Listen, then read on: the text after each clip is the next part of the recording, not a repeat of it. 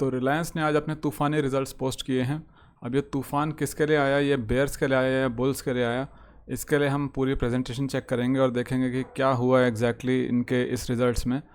तो यहाँ पर हम अपनी प्रेजेंटेशन स्टार्ट करते हैं और सबसे पहले तो हम शेयर के प्राइस को देखेंगे कि प्राइस जो है यहाँ पर ये वीकली चार्ट आप देख रहे हैं आपके सामने है।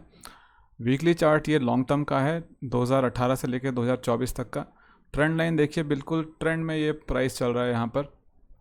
और इस अभी ये इसी ट्रेंड लाइन के बीच में ही यहाँ पर ये घूम रहा है। इसका प्राइस अभी बिल्कुल मिड में है और यहाँ पे जो रिज़ल्ट्स आए हैं देखते हैं वो किस तरह के हैं।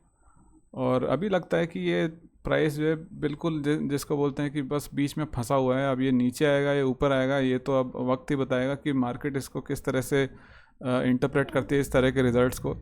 लेकिन मेरे ख्याल से रिज़ल्ट्स जो हैं बहुत ज़्यादा पॉजिटिव साइड में नहीं है। तो लेकिन फिर भी जो ओवरऑल जो मार्केट का सेंटीमेंट है वो प्राइस को कहीं भी ले जा सकता है। बिल्कुल अभी बीच में है, अभी प्राइस फंसा हुआ। और यहाँ पर अगर आप एक चीज़ और देख सकते हैं कि प्राइस जो है ओवर बॉट जोन में है। तो हो सकता है कि यहाँ से एक हमें करेक्शन देखने को मिले कुछ टाइम तक, कुछ हफ्ते तक की ये करेक्शन हो सकती है। और यहाँ पर अगर हम डेली चार्ट को देखें तो डेली चार्ट में भी प्राइस ने अपनी काफ़ी तूफ़ानी पारी खेली है। पिछले अगर आप देखें कि नवंबर से लेकर के अभी तक में करीब 44% का रनअप हमें यहाँ से लेके देखिए यहाँ तक पूरा 44% का रनअप है।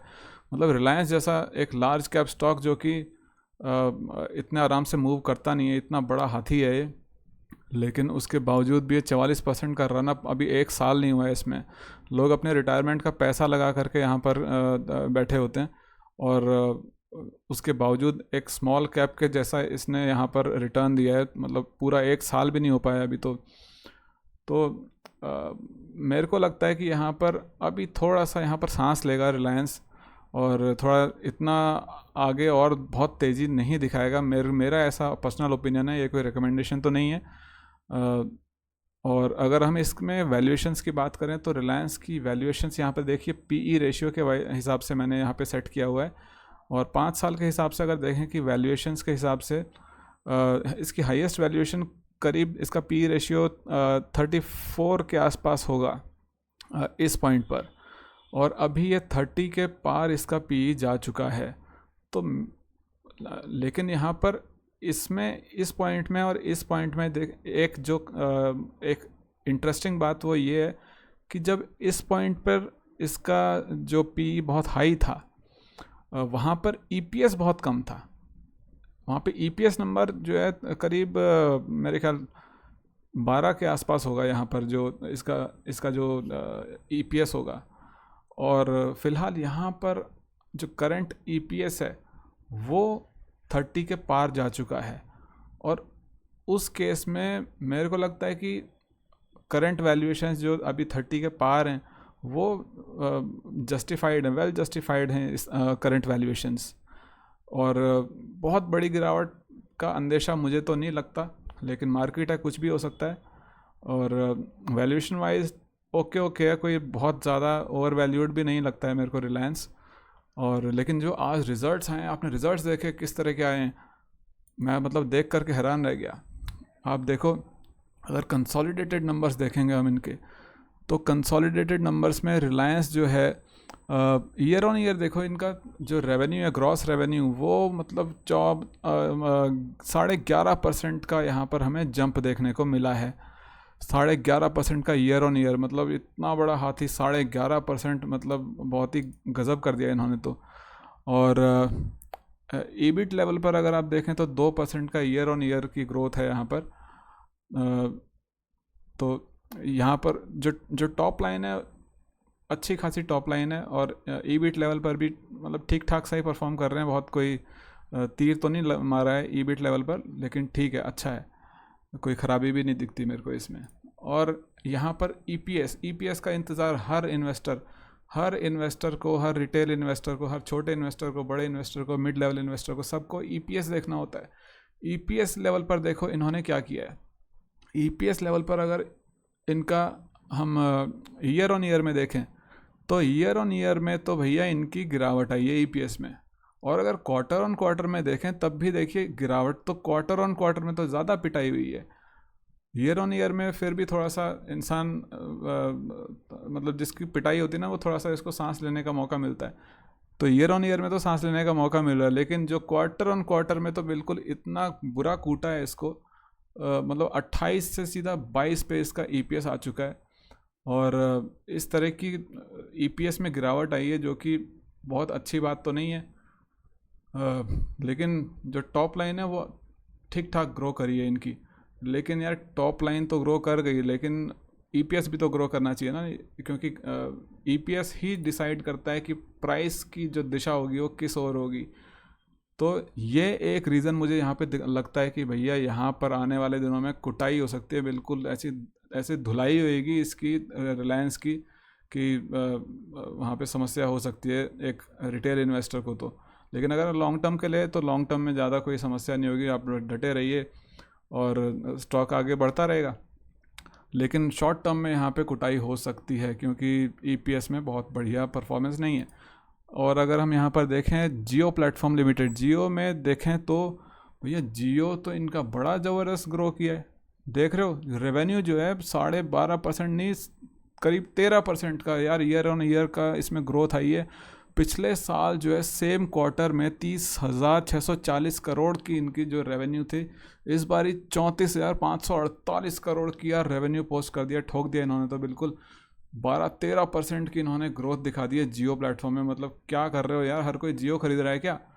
और यहाँ पर जो प्रॉफिट आफ्टर टैक्स जो है उसमें भी ग्रोथ आई है, मतलब गजब कर दिया जियो प्लेटफॉर्म में। मतलब हर कोई, आप मुझे बताओ ज़रा कमेंट करके कि आपके पास जियो है क्या, जियो है कि एयरटेल है, बताओ मुझे, कमेंट करो।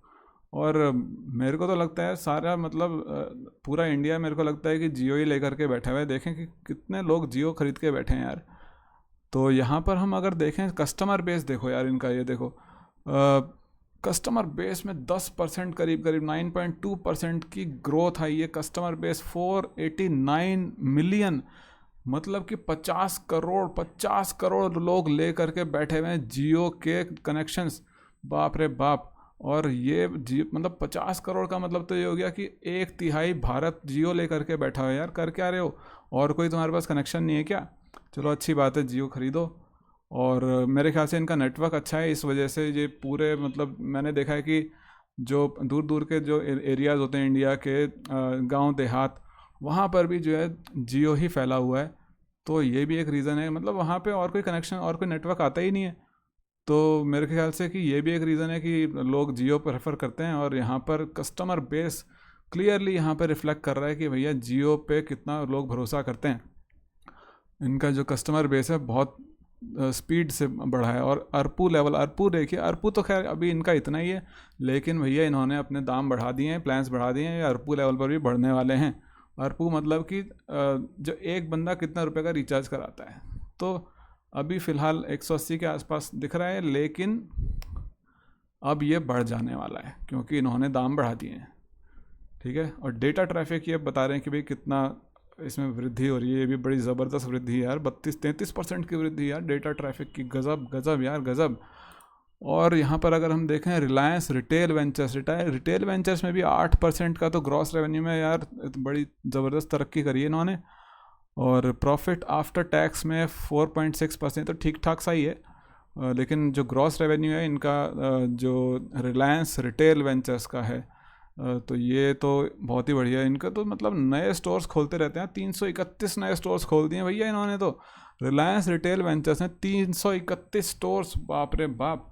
ये मतलब कर क्या रहे हैं यार, इतने स्टोर्स खोल डालते हैं यार, ये तो इनके लिए कुछ है ही नहीं यार स्टोर्स खोलना, मतलब मजाक है इनके लिए। तो ऐसे ही खोल देते हैं, बस सपने में आया एक और स्टोर खोल दो तो एक और खोल देते हैं।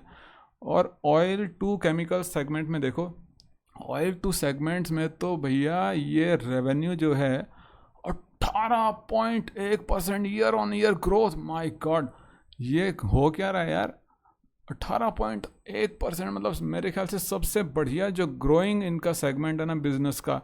और देखो एक तो साइज़ वाइज देखो, साइज़ वाइज सबसे बड़ा सेगमेंट है यार ये तो ऑयल एंड केमिकल्स का। मतलब 2.5 लाख करोड़ की तो इनकी टोटली सेल है करीब, और उसमें से 1.5 करोड़ के आसपास इनका इसी ऑयल टू केमिकल्स वाले सेगमेंट से इनका धंधा आ रहा है। और ये ऑयल टू केमिकल्स का धंधा होता कौन सा है आपको पता है? ये वो वाला धंधा होता है जहाँ पे क्रूड से कोई चीज़ बनाते हैं, जैसे कि प्लास्टिक हो गया, या फिर क्रूड से मेडिसिन का भी कोई मेडिसिनल प्रोडक्ट्स भी बनाए जाते हैं क्रूड से यार, ऑयल से, उससे भी बना दिए जाते हैं। गज़ब है यार, क्या टेक्नोलॉजी है। तो इस सेगमेंट में जो रेवेन्यू ग्रोथ आ रही है भैया, बड़ी ज़बरदस्त आ रही है, बहुत आउट परफॉर्म कर रहा है यार। लेकिन लेकिन लेकिन यहाँ पे एक समस्या है कि ईबिट लेवल यार, मतलब तुम रेवेन्यू तो कमा रहे हो लेकिन प्रॉफिट कहाँ है? प्रॉफिट तो नहीं है भैया, लॉस में चल रहा है। 14% का लॉस चल रहा है ईबिट लेवल पर। रेवेन्यू तो इनका मतलब ग्रो कर रहा है, लेकिन यहाँ बॉटम लाइन में चल क्या रहा है ये? और अगर इसमें देखो कि ये हो क्यों रहा है इस तरह का, तो इसमें देखो ये रीज़न दे रहे हैं। इसमें कह रहे हैं कि ये जो ईबिट लेवल पर जो घाटा हो रहा है ना इनको 14.5% का, उसका कारण है lower transportation fuel cracks. Fuel cracks का मतलब होता है कि क्रूड कितने का पड़ता है और क्रूड से जो फाइनल एक प्रोडक्ट बनता है वो कितने का पड़ता है। तो इसमें इसके बीच में अगर डिफरेंस अगर कम हो जाएगा तो उनको प्रॉफिट्स कम होते हैं। तो इसके बीच का जो डिफरेंस है वो बहुत ही एक तरह से श्रिंक हो गया है, जिसकी वजह से ये कह रहे हैं कि हमें इस वजह से ये घाटा हो रहा है इनको। तो ये था रिलायंस का बिजनेस एनालिसिस और इनका रिजल्ट्स आए थे आज। आपको कैसी लगी ये वीडियो मुझे ज़रूर बताओ, और मेरे चैनल को सब्सक्राइब करो, वीडियो को लाइक करो। Thank you very much.